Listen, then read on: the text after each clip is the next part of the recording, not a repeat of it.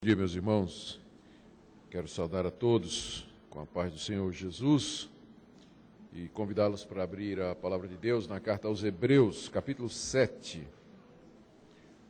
Hoje nós faremos a exposição dos versos 11 a 28 sobre o sacerdócio do Senhor Jesus. Hebreus 7, de 11 a 28.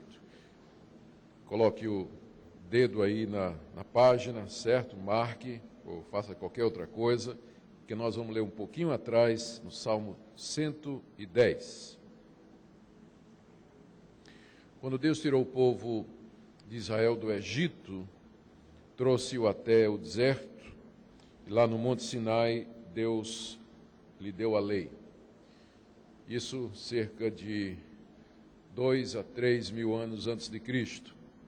E lá Deus estabeleceu o sistema de sacerdotes, que eram da tribo de Levi, da casa de Arão. Essa tribo era uma das 12 tribos da nação de Israel. E os sacerdotes então ministravam os sacrifícios, oravam pelo povo, cuidavam do templo, dirigiam o culto, cantavam, tocavam, cuidavam das coisas divinas. Muitos anos depois, já na época do rei Davi, Deus, falando através de Davi, disse o seguinte, Salmo 110, Salmo de Davi. Disse o Senhor ao meu Senhor, assenta-te à minha direita, até que eu ponha os teus inimigos debaixo dos teus pés. Davi não está falando dele, está falando do Senhor dele, que Deus haveria de colocar à sua direita, a direita de Deus, e submeter todos os inimigos aos seus pés. Portanto, é um salmo messiânico. Davi está falando da chegada do Messias. O Messias seria rei, rei supremo sobre todas as coisas. Verso 2, o Senhor enviará de Sião o cetro do seu poder, dizendo, domina entre os teus inimigos. O Messias teria de Deus o poder para dominar sobre os adversários. Verso 3, apresentar-se-á voluntariamente o teu povo no dia do seu poder, com santos ornamentos, como o orvalho emergindo da aurora serão os teus jovens. A promessa de que o Messias teria um povo que voluntariamente viria servi-lo e adorá-lo. É uma profecia sobre a igreja. Aí o verso 4. O Senhor jurou e não se arrependerá. Tu és sacerdote para sempre, segundo a ordem de Melquisedeque. Ou seja, o Messias, além de rei, ele também seria sacerdote.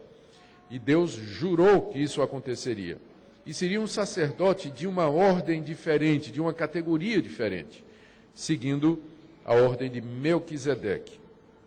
E ele termina versos 5, 6 e 7, falando da vitória final desse rei sacerdote, que haveria de dominar sobre o mundo e teria todo o poder que Deus haveria de dar. O autor da carta aos Hebreus toma o Salmo 110, sabendo que ele foi escrito muito tempo depois que Deus estabeleceu o sacerdócio levítico, para dizer que esse salmo está falando de Jesus. E que esse salmo é o juramento, e que com aquele salmo, Deus, através de um juramento, estava colocando Jesus como um sacerdote superior ao sacerdócio levítico, aos sacerdotes levitas que estavam ministrando lá no templo de Jerusalém, durante o tempo em que Jesus viveu e provavelmente durante o tempo em que essa carta foi escrita. O que o autor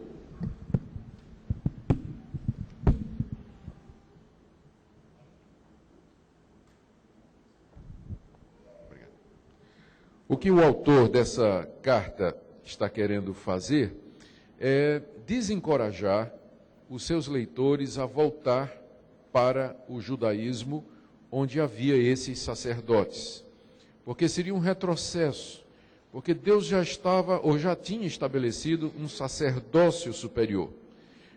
Para que voltar então para o inferior?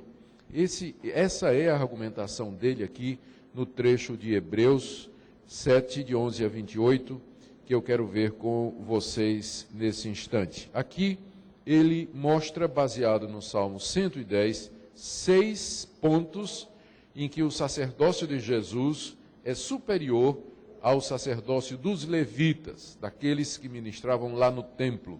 Jesus é um sacerdote superior. Primeiro, porque foi através de Jesus que veio a perfeição, versos 11 e 12.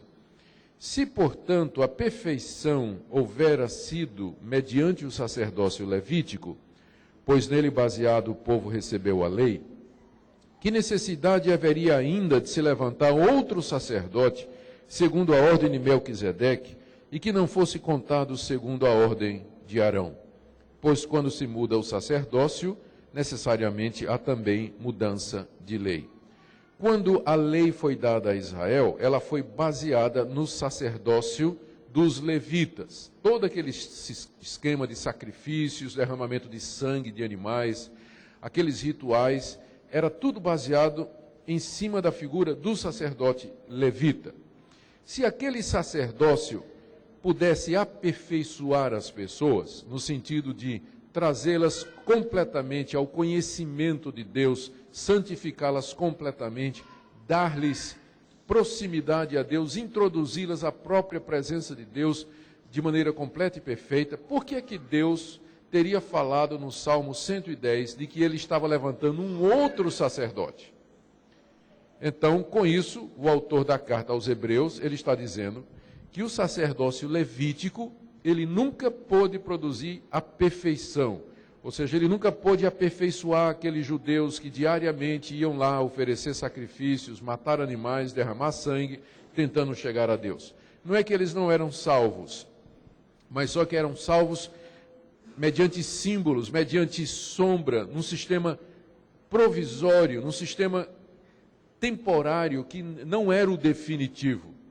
Então, era uma salvação, mas ela não era plena, ela não era completa. Aquelas pessoas foram para os céus que creram no Messias, que haveria de vir, olhando aqueles sacrifícios, mas eles não tinham aquele conhecimento pleno. Eles estavam, é como você ver uma pessoa através de uma imagem distorcida, ou você olhar aquela pessoa cara a cara. Então, naquele tempo, era como se eles estivessem vendo a Deus de uma maneira distorcida, entendendo as coisas de Deus de uma maneira ensombreada, não havia clareza, não havia ainda luz suficiente para que eles entendessem completamente. Havia luz suficiente para que eles fossem salvos, mas não para que eles vissem tudo com muita clareza. É por isso que ele diz que aquele sistema era imperfeito, não podia trazer a perfeição. Por isso que Deus falou de um novo sacerdote, de uma ordem diferente, que viria trazer então a perfeição. Então, Cristo traz aquela perfeição, aquela plena salvação que Deus prometeu ao seu povo desde o início. Segundo ponto de comparação, aqui, é que o sacerdócio de Cristo é eterno e permanente. Veja versos 13 e 17. Porque aquele de quem são ditas estas coisas, ele está se referindo ao Salmo 110, que tu és sacerdote para sempre. Aquele de quem são ditas estas coisas, que é Jesus, pertence a outra tribo, da qual ninguém prestou serviço ao altar. Pois é evidente que nosso Senhor, ele está se referindo a Jesus, procedeu de Judá, tribo a qual Moisés nunca atribuiu sacerdotes. E isto é ainda muito mais evidente quando, à semelhança de Melquisedeque, se levanta outro sacerdote, constituído não conforme a lei de mandamento carnal, mas segundo o poder de vida indissolúvel. Porquanto se testifica, e ele cita o Salmo 110, tu és sacerdote para sempre, segundo a ordem de Melquisedeque. Esse raciocínio complicado aqui, difícil de seguir, ele está dizendo basicamente o seguinte, o contraste é o seguinte, os sacerdotes levitas, eles eram colocados no serviço com base na genealogia. Se você era nascido de um pai que era sacerdote, você não precisava perguntar qual vai ser a minha profissão. Já estava definido, você ia ser sacerdote, não tinha escolha. Filho de sacerdote seria sacerdote, neto de sacerdote seria sacerdote. O sacerdócio era com base na genealogia, tal pai, tal filho.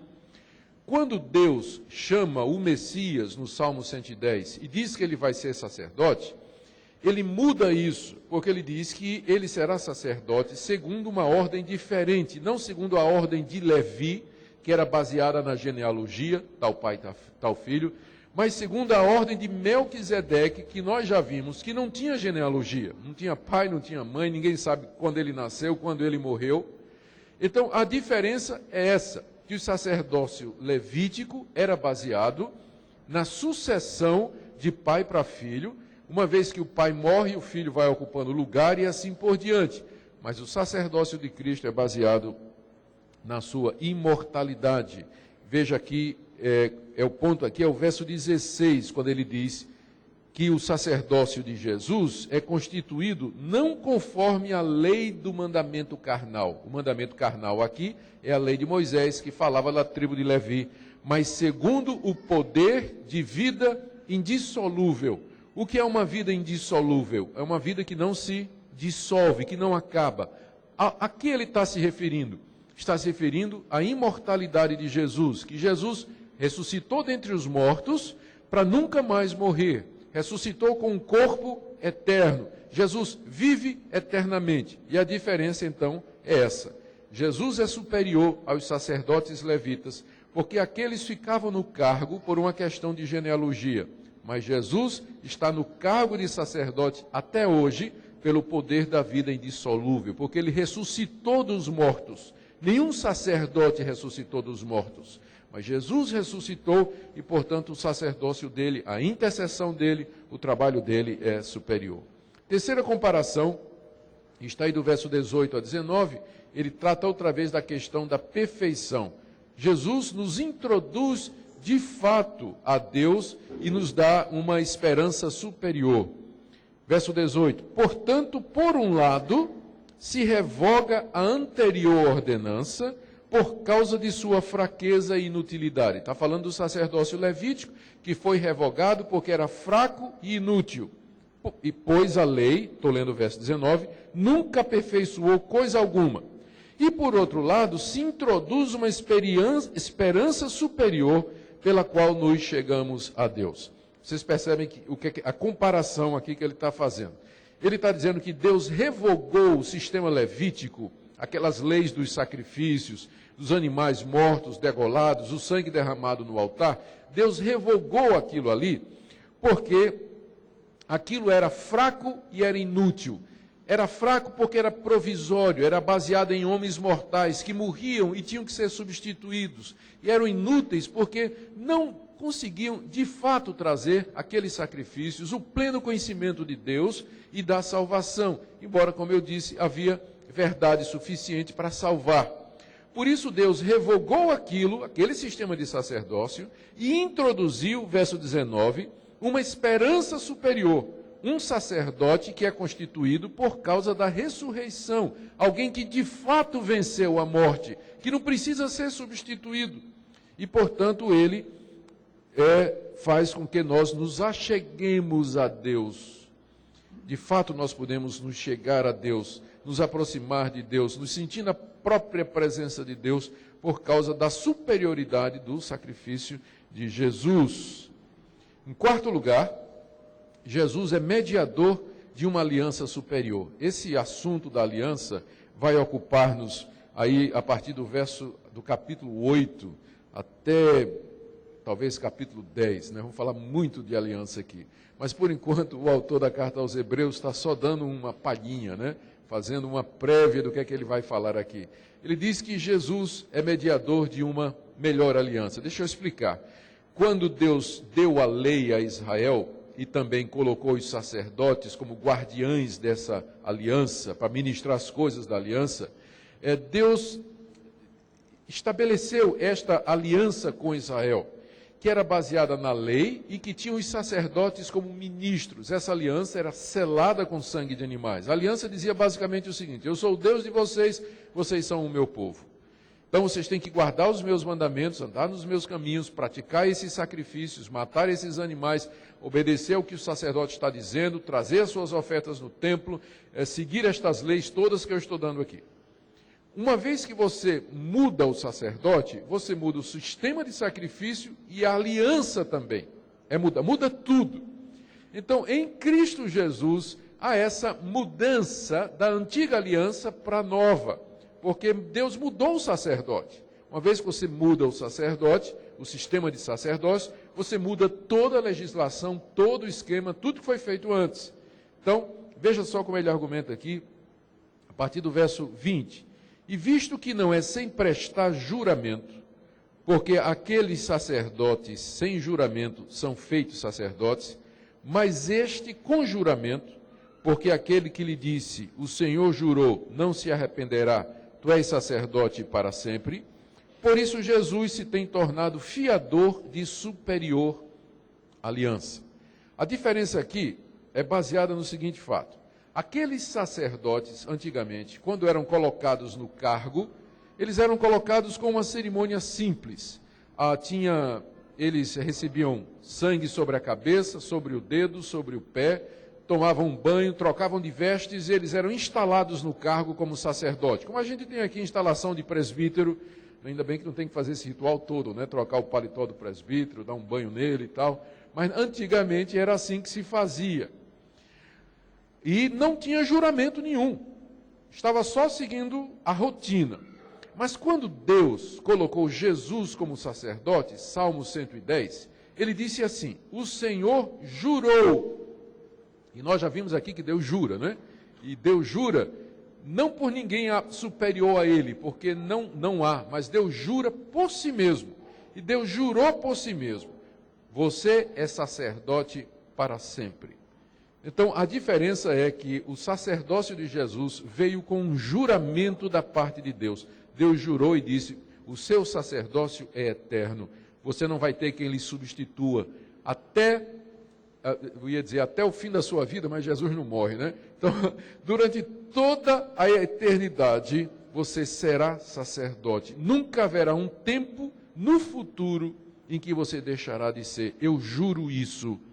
Então, nesse sentido, o sacerdócio de Jesus é superior e, por isso, Jesus ele é mediador de uma aliança superior, final do verso 22, não é? Ele é fiador, ele é intermediário de uma aliança superior. Que aliança superior é essa? É a nova aliança, o Novo Testamento, que nós vamos falar na próxima mensagem, que é superior ao Antigo Testamento, a antiga aliança. Aqui nós estamos vendo a transição do Antigo Testamento para o Novo, porque Deus mudou o sacerdote e colocou um sacerdote novo com juramento de que ele seria para sempre. Não vai ter mais mudança. Com isso Deus está dizendo o seguinte, isso aqui é definitivo. Não é? Quem viveu na antiga aliança, vivia na expectativa de que um dia aquilo ia acabar, a religião deles um dia haveria de mudar, o caminho para Deus haveria de mudar. Mas nós não temos esse receio, porque Deus já definitivamente colocou um mediador, um fiador de uma aliança que é perpétua. Será assim eternidade afora, não haverá mudança. Então, nesse sentido, Cristo é mediador, fiador de uma superior aliança. Em quinto lugar, Cristo salva completamente aqueles que se chegam a Deus através dele. Veja verso 23 a 25. Ora, aqueles são feitos sacerdotes em maior número, porque são impedidos pela morte de continuar. Então, por que tinha uma tribo inteira de sacerdotes? Porque ele começava a ministrar, o sacerdote começava a ministrar, ficava velho, morria. Então, acabou o sacerdócio dele. Alguém tinha que entrar no lugar dele. Então, como era muita gente, tinha muito serviço, tinha que ter uma tribo inteira de sacerdotes, porque ia morrendo, né? Um depois do outro. E tinha que chegar gente nova para substituir. É o que ele diz aí no verso 23. Aqueles são feitos sacerdotes em maior número, porque são impedidos pela morte de continuar. O sacerdote entrava com 30 anos, vamos dizer, ele vivia até os 70 anos por aí, 30 anos de ministério. Né? Via talvez uma geração e meia de pessoas, atendia uma geração e meia de pessoas, morria e vinha o filho dele ou algum outro sacerdote da mesma linhagem para assumir o seu lugar. Verso 24, este sacerdote, referindo-se a Jesus, no entanto, porque continua para sempre, tem o seu sacerdócio imutável. Por isso também pode salvar totalmente os que por ele se chegam a Deus, vivendo sempre para interceder por eles. Por que verso 25, ele pode salvar totalmente os que por ele se chegam a Deus? Porque Jesus permanece sacerdote para sempre. Eu me lembro de um episódio na vida de meu pai já estava aposentado, e ele tinha um problema jurídico, ele entrou numa ação, teve que entrar na justiça contra a companhia na qual ele trabalhou muitos anos, porque a companhia não deu os seus direitos como deveria. Isso acontece muito. As companhias, às vezes, aposentam a pessoa e não dão os direitos da pessoa e tudo. Houve tentativa de acordo que fracassou, o papai entrou na justiça, tinha um advogado muito bom, cuidando do assunto. E quando a coisa já estava... E foi quando, então, meu pai faleceu, morreu. E aí a ação passou para os filhos, né? Os filhos é que tinham que continuar essa ação. E o tempo passou, a gente não viu mais nada, não sabia de nada, e até que um dia a gente recebe a notícia de que a coisa foi perdida, porque teve uma audiência em que não tinha nenhum representante de meu pai. A gente descobriu que o advogado tinha morrido. Né? A gente não... Então, aquilo que ele estava fazendo foi interrompido, e aqueles que ele representava ficaram prejudicados. É mais ou menos isso o que o autor de Hebreus está dizendo aqui. Naquele tempo, você tinha um sacerdote, e a qualquer momento ele podia morrer. Não é? Então, seu caso, imagine, né? Seu caso diante de Deus estava prejudicado, porque o seu fiador tinha morrido, ele era um sacerdote, era uma pessoa humana. A diferença é que agora nós temos um sacerdote que não morre. Ele está no céu o tempo todo, intercedendo diante de Deus por você. Ele intercedeu quando você nasceu, ele vai continuar intercedendo durante sua vida, quando você ficar velho, quando vier a nova geração, seus filhos, seus netos, você vai morrer, mas seu sacerdote não vai. Ele vai cuidar de você sua vida toda, do nascimento à morte. Você não corre o risco de perder lá no céu o seu representante, não é? Porque ele vive para sempre. É por isso que ele diz aqui que ele pode salvar, verso 25, ele pode salvar totalmente os que por ele se chegam a Deus, vivendo sempre para interceder por eles. Você se pergunta o que é que Jesus está fazendo no céu agora? A resposta é essa aqui. Ele está exercendo o sacerdócio, a mediação, orando por você, intercedendo por você, suplicando ao Pai por você, pedindo compaixão e misericórdia, apresentando o seu próprio sacrifício diante do Pai, dizendo: Pai, estas mãos furadas, esse lado furado, é por causa do miserável pecador do Augustus. Tenha misericórdia dele, não o esmague como ele merece, mas olha para mim, pelo sangue que eu derramei por ele.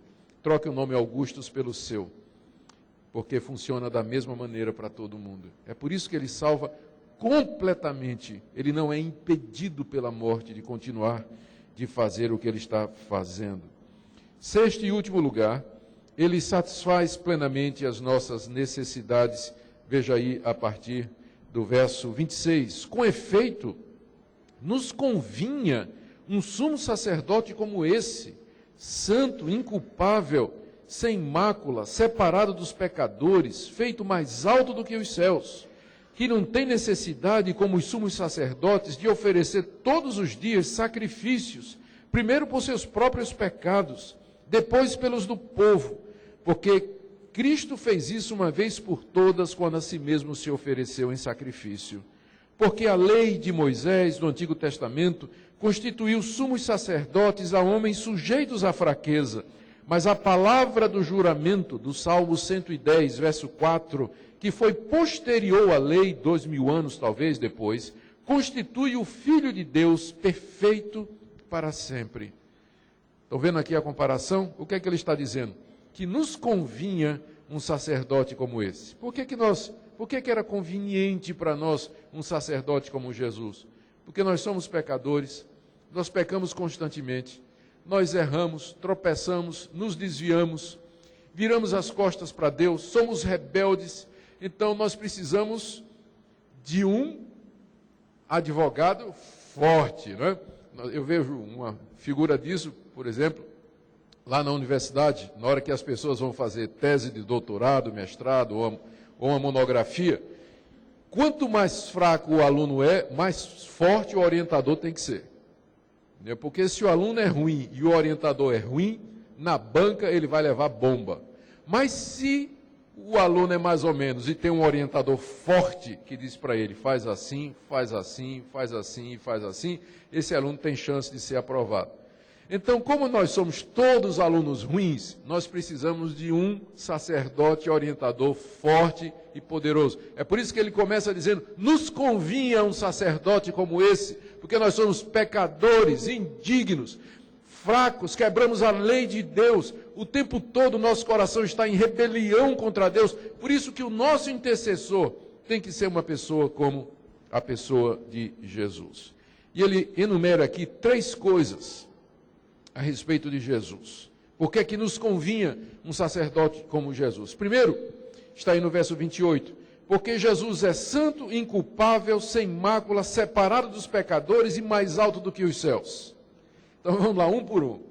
Primeiro, ele é santo, ele não tem pecado nenhum. Imagine que você fez uma bobagem e você vai ter que pedir à pessoa que você ofendeu que essa pessoa lhe perdoe, e você vai mandar alguém para falar com aquela pessoa que cometeu a mesma bobagem que você cometeu.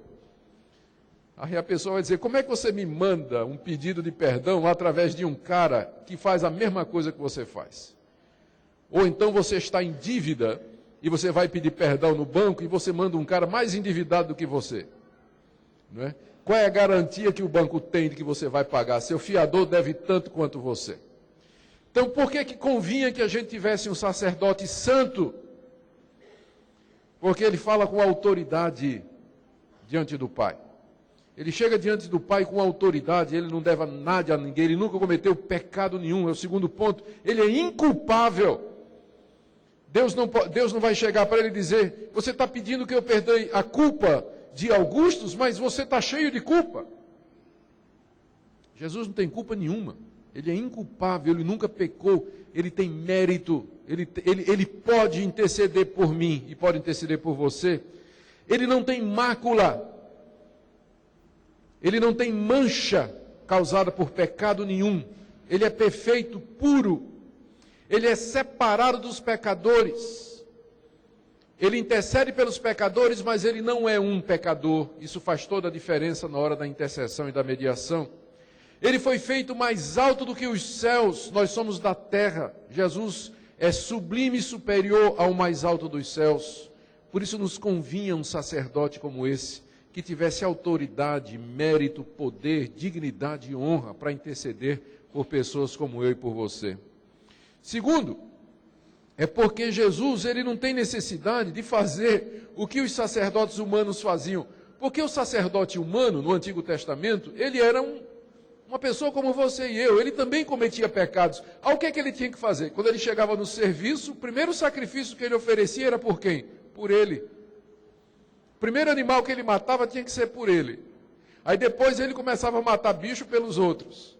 Mas ele tinha que oferecer sacrifícios por si mesmo, porque ele também era pecador. Jesus não tem que oferecer sacrifício por ele. O sacrifício que Jesus ofereceu na cruz do Calvário, no altar do Calvário, foi por você e por mim. Ele não precisa todo dia se oferecer, porque ele não cometeu pecado nenhum. Depois, o sacerdote oferecia sacrifício pelo povo, uma vez que ele estava purificado.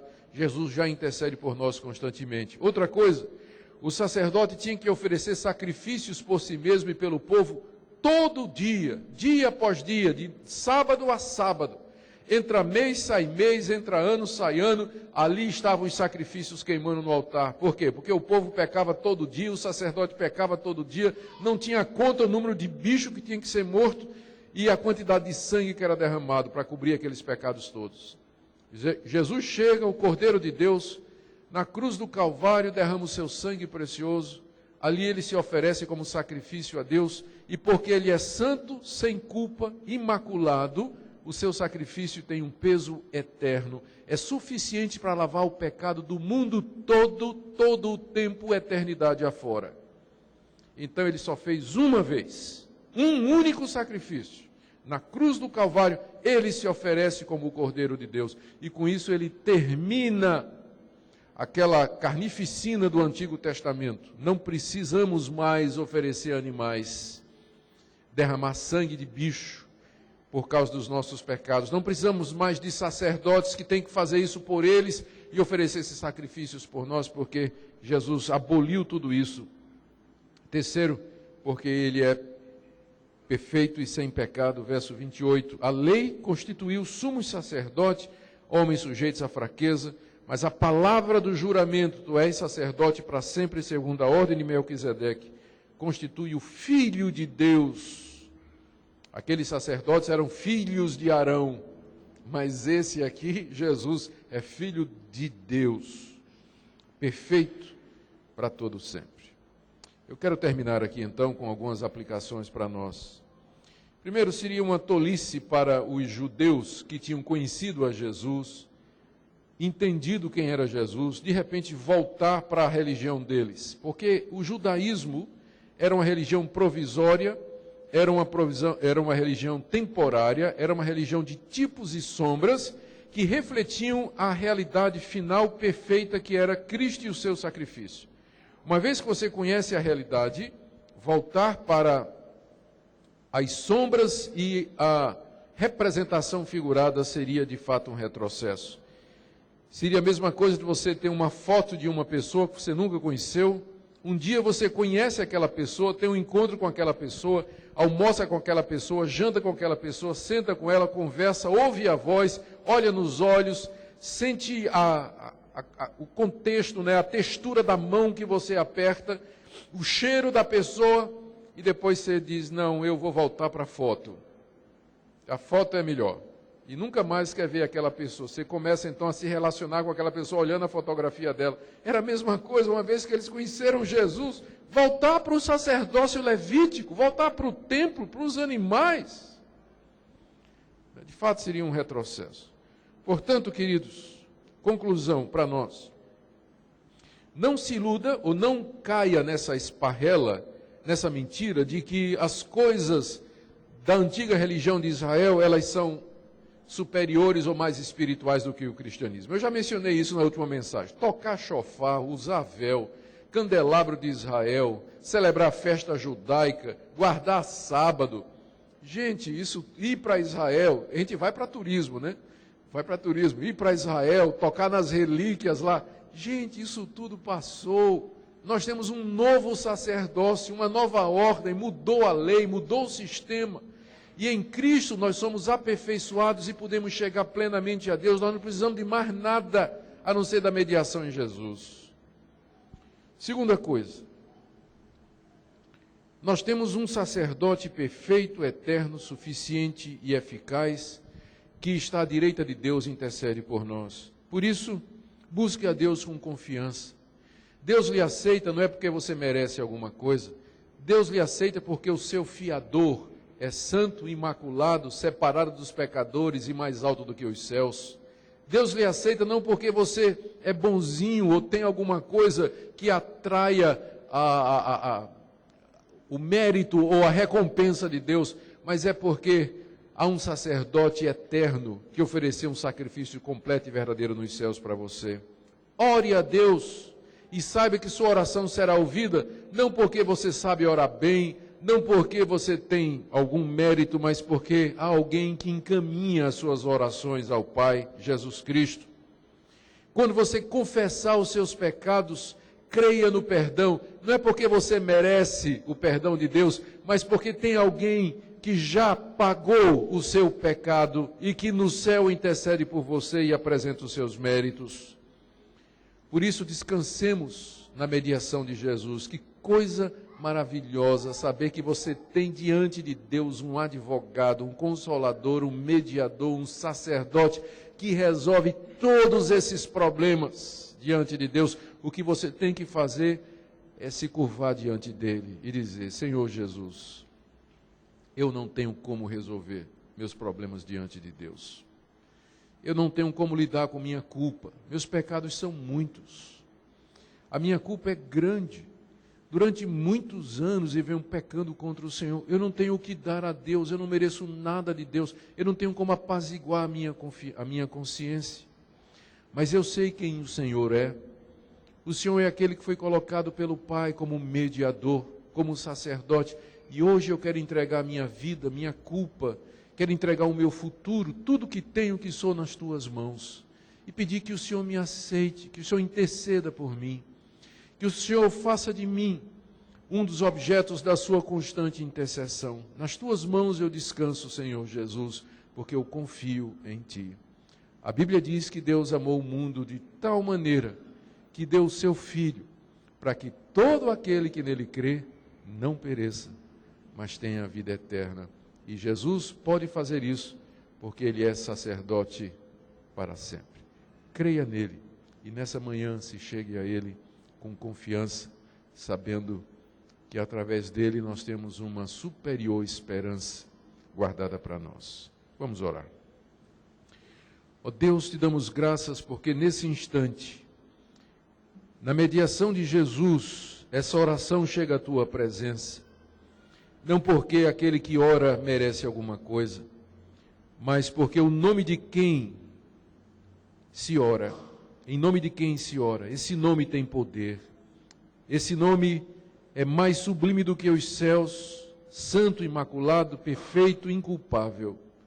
Te damos graças porque Jesus morreu e ressuscitou para nossa justificação, salvação e santificação e, por fim, glorificação.